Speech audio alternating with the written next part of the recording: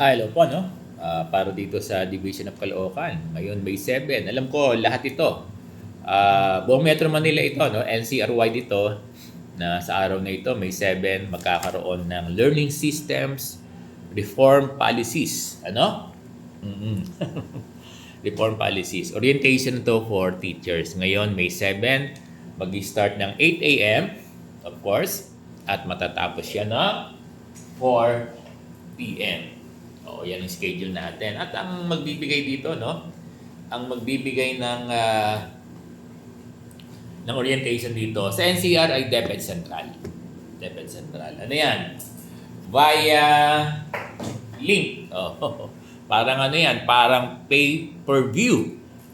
Yung boxing ni di ba, ni Senator Manny Pacquiao, parang ganyan. So may mga viewing tayo per school dito sa Caloocan in particular at sa mga ibang school sa divisions ng NCR.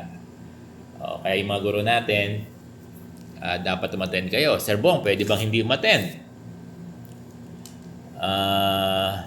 Kung kayo ay nasa abroad, siyempre, maunawaan yan. Kung kayo ay nasa malayong probinsya, nagbabakasyon. Yan. Kung kayo ay may sakit, siyempre, hindi naman kayo, imposible naman na maka-attend kayo ng orientation on-site sa school. No? Pero, alam ko yung mga hindi attend on-site sa school, ay hindi kayo pwedeng bigyan ng lip service credit kasi may isang lip service credit ito eh. At merong 600 pesos na transpo and meal allowance. Yes, Sir Bong. Kung hindi po ba kami pupunta ng school para sa on-site participation namin ng orientation ng learning systems reform policies, mabibigyan po ba kami ng 600 pesos? Dito sa Division of Caloocan, alam na ng mga guro. Sa ibang division, hindi ko lang alam. Kasi sa ibang division pero sa Division of Caloocan, okay na. May agreement na, no? Kaya lang yung ibang division sa NCR, hindi natin alam. Kasi pwedeng hindi magbigay yung division nyo ng 600. Natin Caloocan kung hindi kayo a-attend ng on-site. Pero yan, depende yan sa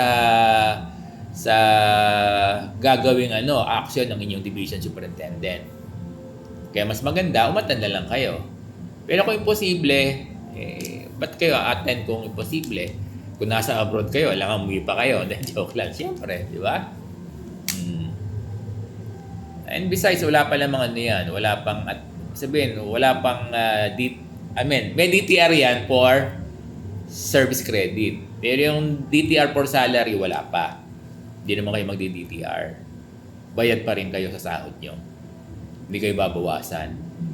Diba? Kasi nasa vacation pa kayo PVP. So teachers, dear teachers, pero kung si Sir Bong ang tatanungin nyo, mas maganda kasi kung attend kayo ng on-site. Katulad dito sa Caloocan High School, meron kami malaking screen. Nag-arkila kami ng LED wall. Kasi meron kaming, kasi malalaking school, may 20,000 para doon sa LED wall. Ayun, tumutugtog na. Ganun lang, ha?